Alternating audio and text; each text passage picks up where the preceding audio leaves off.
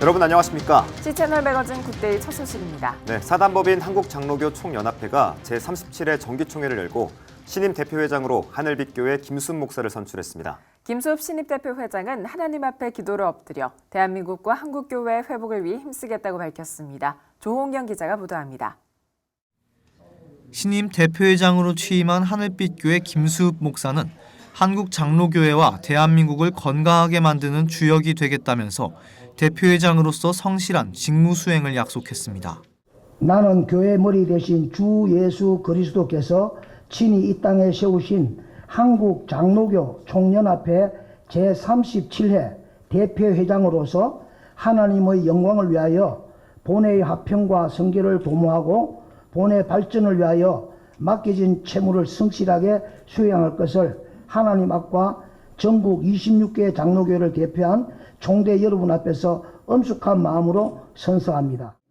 김수읍 목사는 소견을 통해 나라사랑 미스바 구국 기도운동 전개와 장로교 정체성 회복운동, 다음 세대와 교계 연합활동 사업에 힘쓸 것이라고 밝혔습니다. 김수읍 대표회장과 함께 상임회장으로 예장합동 총회장 꽃동산교회 김종준 목사가 선출돼 한장총회 새 회기를 위해 같이 힘쓰기로 했습니다. 앞서 개회예배에서는 송태섭 직전 대표회장이 설교를 전하면서 오늘날 한국교회 목회자들에게는 온갖 불법과 탈법, 불의 앞에서 아니오라고 외칠 수 있는 아리마대 사람 요셉의 모습이 필요하다고 밝혔습니다. 송태섭 목사는 교회에 있어야 할 진리와 말씀이 이젠 잘 보이지 않는다면서 교회에 만연해진 보신주의와 은과 금을 쫓는 행위를 내려놓고 예수를 되찾자고 강조했습니다. 아리마대 요셉이 보세요. 저희 행사에 가담하지 않냐고 아니요 소리 질렀습니다. 사랑하는 저와 여러분들, 우리 존경하는 목사님들, 아무쪼록 아리마대 요셉처럼 아니요 하다가 주 앞에 가서 너 잘했다 칭찬받고 인정받기를 주님을 축원을 드립니다. 26개 소속교단, 4만여 개 교회, 침체된 한국교회 현실을 직시하고 다시 기도로 교회와 나라를 일으키고자 하는 한장총. 한국장로교 총연합회는 새로운 변화와 장로교회의 연합을 위해 다시 발걸음을 걷기로 했습니다. C채널 뉴스 조홍현입니다. 춘천 동부교회가 취약계층을 위한 김장봉사에 나섰습니다. 지역사회를 섬기기 위해 시작한 찾아가는 당회 일환으로 진행됐는데요. 직접 담근 김장김치를 나누며 어려운 이웃에게 주님의 사랑을 전했습니다. 변현준 기자입니다. 소금에 절인 배추에 김치 속을 버무리는 사람들. 추운 날씨지만 일사불란한 모습으로 김장을 진행합니다. 2019 사랑한 포기 더하기 김장 행사 현장입니다. 이번 행사는 사단법인 동부디아코니아의 산하기관 춘천 남부노인복지관이 개최했습니다. 고령이나 장애, 경제적 어려움 등으로 김장을 할 수 없는 취약계층을 위해 김장김치 500포기를 준비했습니다. 특히 사단법인 동부디아코니아를 운영하는 춘천 동부교회에서 당회원 20명이 봉사에 함께했습니다. 김한호 춘천 동부교회 담임 목사는 섬김은 이 땅에 오신 예수님께서 우리에게 행하신 모습이라면서 그 삶을 실천하는 것이 그리스도인의 사명이라고 말했습니다. 우리 장로님들과 함께 이 지역의 어르신들에게 김장을 우리가 하는 일에 도와서 같이 섬김의 일에 동참하면서 어떻게 보면 이 지역 안에 섬김이 되지만 또 내부적으로는 우리 안에 더 사랑을 섬기는 모습을 배우니까 교회가 더 평화롭고 은혜가 되는 것 같습니다. 그래서 예수님이 이 땅에 오셔서 하신 모습이 섬겨줬던 모습, 그 삶을 실천하는 것을 저희 당회원들이 본을 보임으로 교회가 지역에 가까이 가고자 하는 것이 궁극적인 목적입니다. 춘천 동부교회는 섬김을 의미하는 그리스어 디아코니아 사역을 이어가고자 지난 2017년 사단법인 동부디아코니아를 설립했습니다. 더 나아가 탁상공론식 당회를 벗어나 실질적인 섬김을 실천하기 위해 찾아가는 당회를 시작했습니다. 매월 열리는 당회마다 급식 지원과 연탄 배달, 홈클리닝, 김장봉사 등을 진행하며 형편이 어려운 이웃을 섬겨왔습니다. 이번 김장봉사에 참여한 춘천 동부교회 당회원들은 예수님의 사랑을 전하는 마음으로 사역에 임하고 있다고 입을 모았습니다. 우리가 이런 건 자주 하니까 뭐 특별한 소감 익숙해져가지고 사랑을 전하는 마음이고 우리는 특히도 디아코니아 교회 이름으로 가기 때문에 예수님의 사랑을 담는 그런 마음으로 가고자 하는 마음이고 받는 사람도 그런 연장선상에서 받아줬으면 감사하다라는 생각을 가지고 할 겁니다. 행사를 통해 담궈진 김장김치는 지역 취약계층 1000세대에 전달됐습니다. 정성스럽게 포장된 김치와 함께 전해지는 뜨거운 기도. 해마다 계속되는 사랑 나눔에 감사가 이어집니다. 기쁘죠. 네, 기쁘고 고맙고. 이건 이제 겨울 양식이잖아요. 이거 어떡하나, 올겨울에 어떡하나, 내 속으로 그랬어요. 김치 갖다 주신다고 해서 고마워. 참. 자꾸 신세만 져서 빨리 죽어야 되는데. 가장 낮은 자리에서 어려운 이웃과 함께 하셨던 예수님. 예수 그리스도의 삶을 되새기고 디아코니아, 즉 섬김의 모습을 확장해 나가는 한국교회가 돼야 할 때입니다. C채널 뉴스 변은준입니다.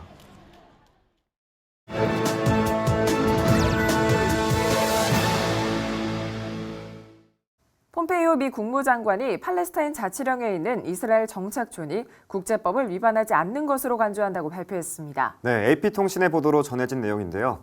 이건 이전에 미국 입장을 뒤집는 일이 돼서 발언 배경에 관심이 모아지고 있습니다. 자세한 내용 이스라엘 홀리랜드 대학 정현우 교수 전화 연결해서 좀 들어보도록 하겠습니다. 네, 교수님, 먼저 팔레스타인 지역 안에 있는 이스라엘 정착촌에 대해서 설명을 해주시면 좋겠습니다. 네, 이스라엘 유대인 정착촌은 1967년 6.1 전쟁으로 이스라엘이 점령한 지역, 다시 말해서 골란고원, 웨스트뱅크 지역, 시나이 반도 그리고 가자 지역에 유대인들이 정착하여 살게 됩니다. 현재 국제적으로 가장 문제되고 있는 정착촌 문제는 웨스트뱅크 지역의 정착촌입니다. 동예루살렘에 약 20만, 웨스트뱅크 지역에 약 40만, 총 60만의 유대인 정착민이 살고 있습니다. 이는 이스라엘의 유대인 총 인구의 거의 10%에 육박하는 인구입니다. 유대인들의 점령 지역 정착은 1967년 이후에 시작되었지만 본격화된 것은 1974년 2월에 구시 에문임이란 종교 성향의 우파 단체가 결성되면서입니다. 이 운동의 정신적 지도자는 랍비 찌비 예후다쿡인데요. 그리고 그의 아들 찌비쿡은 이 메시아 시대의 완성은 메시아가 도래함으로써 완성되는데 이를 앞당기는 길은 하나님이 성경에 이스라엘 백성에게 주시기로 약속하신 땅에 유대인들이 정착하는 길이라고 가르쳤습니다. 그의 가르침을 받은 제자들이 주동이 되면서 74년부터 웨스트뱅크 지역의 유대인 정착운동이 본격화되기 시작한 것이죠. 네, 원래 미국도 이전에는 이스라엘의 정착촌은 국제법 위반이다 이렇게 지적을 했었는데 입장이 바뀐 거더라고요. 네, 원래 폼페이오 장군은 이번 선언을 하면서 중동 평화 협상이나 어떤 다른 영역과 이 선언이 관련이 없고 오직 유대인 정착촌이 국제법과 상응한다는 사실을 확인하는 것이라고 말했습니다. 이미 1978년에 미국은 계속해서 이 정착촌이 국제법에 어긋난다 이렇게 얘기했는데 이번에 바뀌었는데요.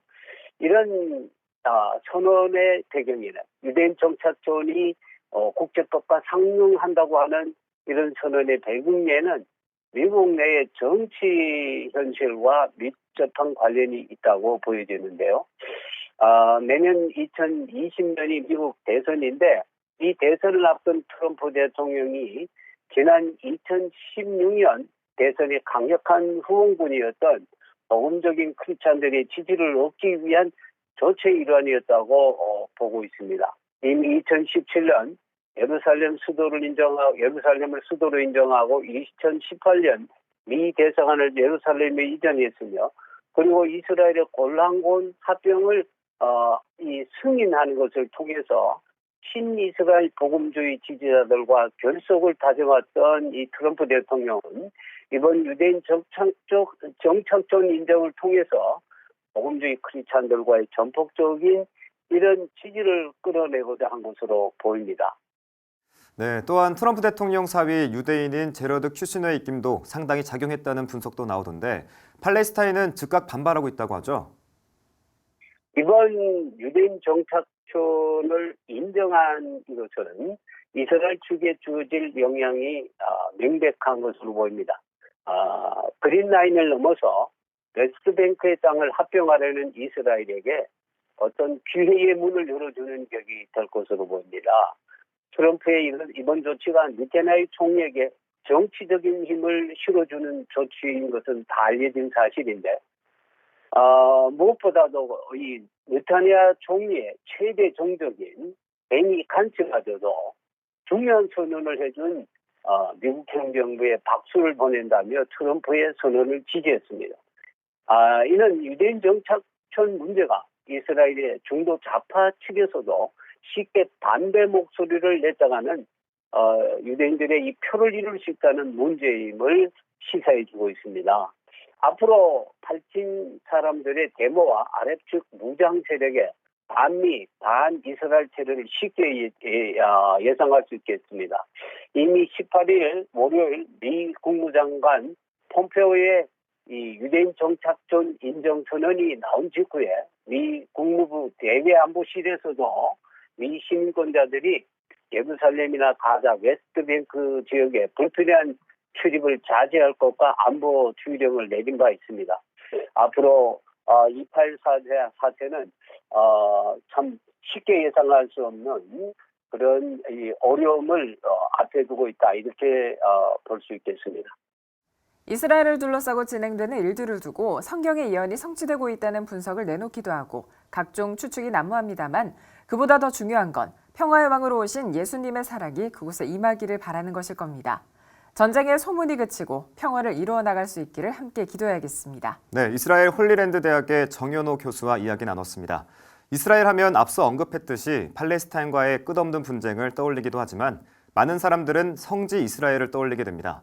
처음 이스라엘을 방문하는 사람들은 분쟁 지역이 아닌 도시의 평화로움을 보고 놀라게 된다고 하는데요. 이스라엘 목회자는 이런 평화가 지속되기 위해서는 유대인과 무슬림의 변화를 위한 회복의 역사가 일어나야 한다고 말했습니다. 이스라엘에서 전해온 소식입니다. These days, many travelers seeing Israel for the first time are surprised that they haven't landed in a war zone, but in a bustling, thriving, and beautiful first world country. Philip Hartman admits media reports made him a little nervous before he came from Colorado. But it's been very warm down here. The people are very nice, and it's just nice to have the cultural interactions with people on the street. As participants gather for the Jerusalem encounter, Israel is prospering in the face of dire military threats on nearly every border and growing threat to Jews around the globe. But the message here is that unity among believers in the church, both Jews and Gentiles, can change the world in a big way. There's a day coming when the nation of Israel will welcome their Messiah home. Hallelujah. I'm looking forward to that day. Firm President Wayne Hilsden, the conference host, says it's critical that the church understand the biblical command to support Israel and the blessings that come from it. I believe that Israel's restoration and salvation, both to their land and to their Messiah and Savior, is a key to worldwide revival and harvest. At Jerusalem Encounter, Israeli believers are invited to meet the visitors from the U.S. and other countries. It provides a showcase for the big advances they've made in their ministries, including business, media, the arts, and even the military. Tel Aviv pastor and Israeli native Avi Mizrahi ministers to both Jews and Arabs in his congregation. First of all, we're seeing God the Holy Spirit in our days, removing the veil from the Jewish people and from the Muslims. And we see Jewish people and Arab people coming to the Lord. Pastors coming to Israel say they've added a new dimension to their teaching. But it really is like the fifth gospel, with understanding the geographical content and getting a geographical perspective of the land. It just makes the Bible come alive. And I'm afraid that so many people wait so long before they do that, when they could have had all these other years understanding the scripture a whole lot better. Madeline Boylan walked on the Mount of Olives, where her Messiah will return. It's incredible to look out over the city and think, okay, this is the place. And it's surreal still, but I think it'll set in and be like, we went there and we touched the ground and we walked that path too. So it's amazing. Nathan Wiggins says he wants to come back. I would say you need to come here and experience the land, experience what Jesus experienced, and it becomes real and alive to you, and I've connected with God on a whole new level. John Wagi, CBN News, Jerusalem.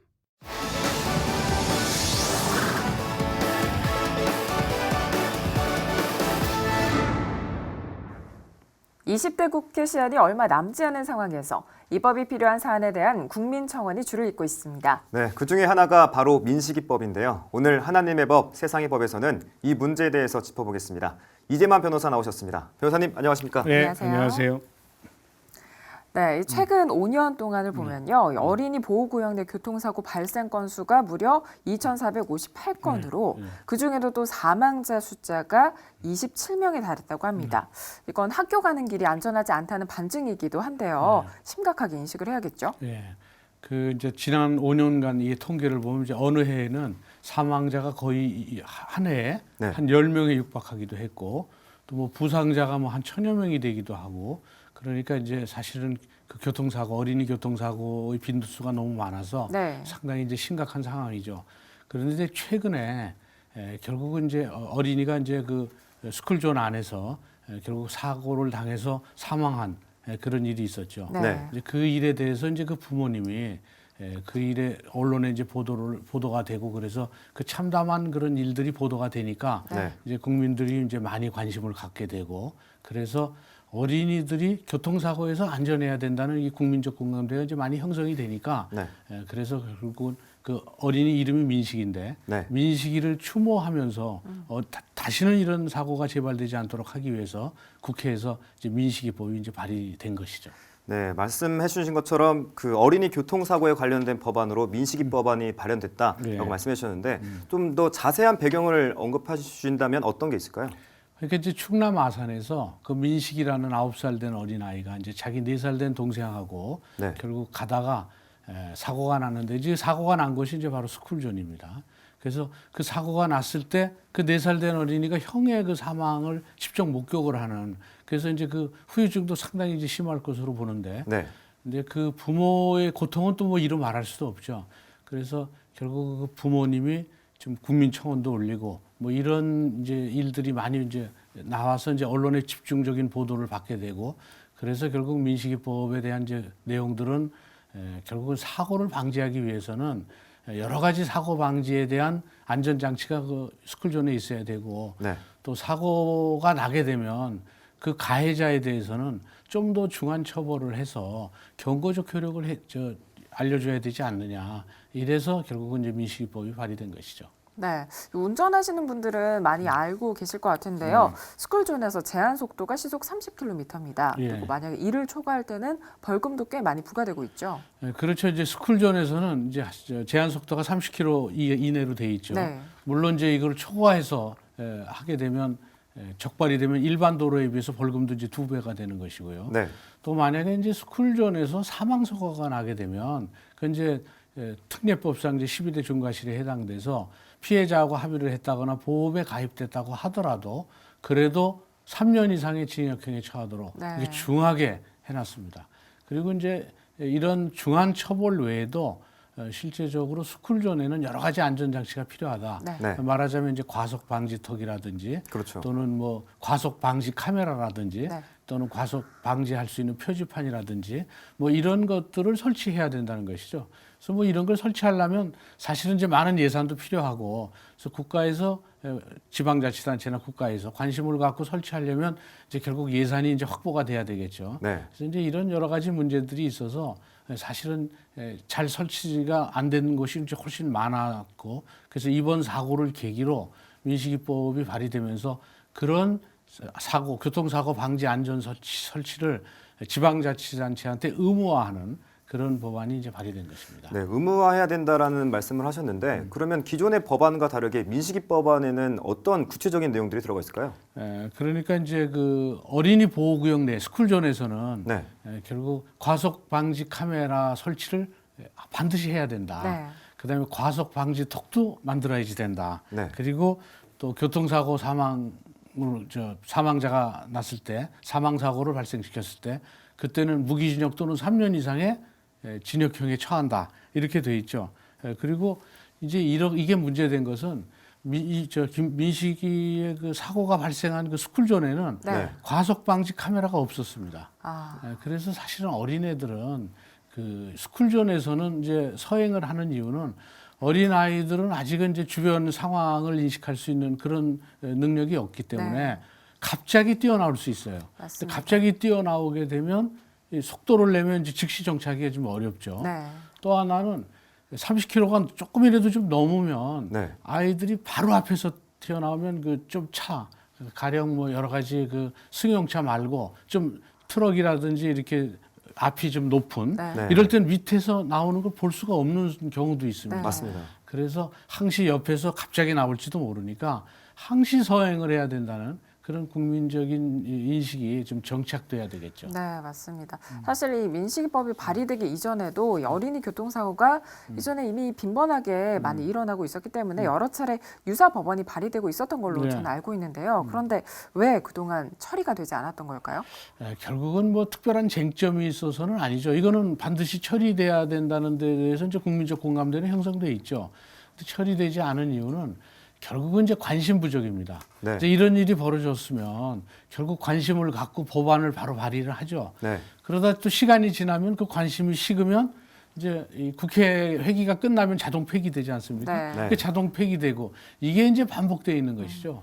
그래서 사실은 국회에는 이제 민식이법 말고도 많은 법안들이 지금 나와 있지만 그게 이제 국회가 끝나면 이제 20대 국회 끝나면 네. 자동 폐기됩니다. 가령 그 사고 희생 어린이 이름을 딴 그 법안을 보면 어린이 안전사고 응급조치 의무화를 골자로 한 이제 해인이법도 있고요. 네.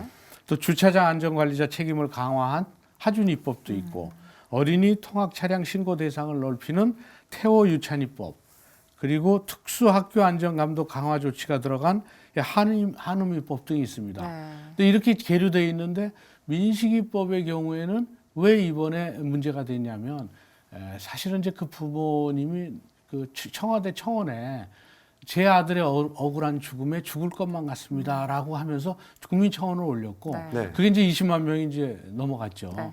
그래서 이제 언론에 관심을 받고 언론에 보도가 된 데다가 지난번 이제 문재인 대통령과의 그 국민과의 네. 대화에 그때 이제 그 얘기를 했습니다. 대통령한테. 이제 문 대통령이 그 당시 그 얘기를 듣고 국가나 지방자치단체에서도 이런 사고가 발생하지 않도록 최선을 다해서 제도를 만들겠다. 그리고 국회에도 결국 이 법안이 통과되도록 협조를 요청하겠다. 이런 얘기를 했죠. 네. 그 얘기를 한 이후에 이 법안이 행정안전위원회 법안 소위에서 통과가 됐습니다. 네. 그리고 필요한 예산이 필요한데 예산 예결위에서 또 예산 1,000억 원이 확보가 됐습니다. 그러니까 이제 이번 국회에서는 본회의에서 통과될 수 있는 준비는 이제 다 된 거죠. 그렇죠. 그러네요. 그래서 이번 국회 본회의에서 통과될 가능성은 이제 상당히 높아졌죠. 네. 그러니까 이렇게 통과가 다른 법들은 안 되고 있는데 이 민식법이 통과된 이유는 결국 국민적 관심이 있으면 통과가 됩니다. 네. 근데 이제 사고가 났을 때만 국민적 관심이 있다가 시간이 지나면서 관심이 식어지면 그런 법안이 폐기되고 이랬는데 이번 이제 민식이법의 경우에는 이제 관심이 계속 지속적으로 이루어졌기 때문에 네. 결국 법안이 통과될 것으로 보여집니다. 네, 뭐 민식이법뿐만 아니라 앞서 해인이법, 하준이법 이렇게 피해 아동들의 이름을 딴 법안들이 상정되고 있다 말씀해 주셨는데 무엇보다 이건 생명에 관한 그렇죠. 문제이기도 하고요. 그리고 보호해야 될 어린 아이들의 안전에 대한 문제입니다. 이 약자를 보호하기 원하셨던 예수님의 마음이 참 필요한 부분이다라는 생각이 드네요. 예. 그 이사야서 43장 2절에 내가 물 가운데로 지날 때 내가 너와 함께 할 것이라 강을 건널 때 물이 너를 침몰하지 못할 것이며 내가 불 가운데로 지날 때 타지도 아니할 것이요 불꽃이 너를 사르지도 못하리니 이런 성구처럼 하나님은 이렇게 우리 생명을 존귀하게 여기셨는데 우리 어른들도 그 어린 생명들을 대할 때 바로 이런 마음으로 대해야 하지 않을까 이런 생각이 듭니다. 네. 네, 민식이법뿐만 아니라 다양한 어린이 법안들이 통과돼서 우리 대한민국에 살고 있는 어린이들이 자유롭게 뛰놀고 안전했으면 좋겠습니다. 네, 지금까지 이재만 변호사와 함께 얘기 나눴습니다. 변호사님 고맙습니다. 고맙습니다. 네, 감사합니다. 한국장로교 총연합회가 신임 대표회장으로 하늘빛 교회 김수훈 목사를 선출했습니다. 춘천 동부교회가 지역사회를 섬기기 위해 시작한 찾아가는 당회 일환으로 취약계층을 위한 김장봉사에 나섰습니다. 자유한국당 안상수 의원이 국가인권위원회법 개정의 당위성과 국가인권위원회 위원장의 개정 반대 성명의 부당성이란 제목으로 성명을 발표했습니다. 평촌 새 중앙교회가 황덕영 담임 목사 위임 감사 예배를 드렸습니다.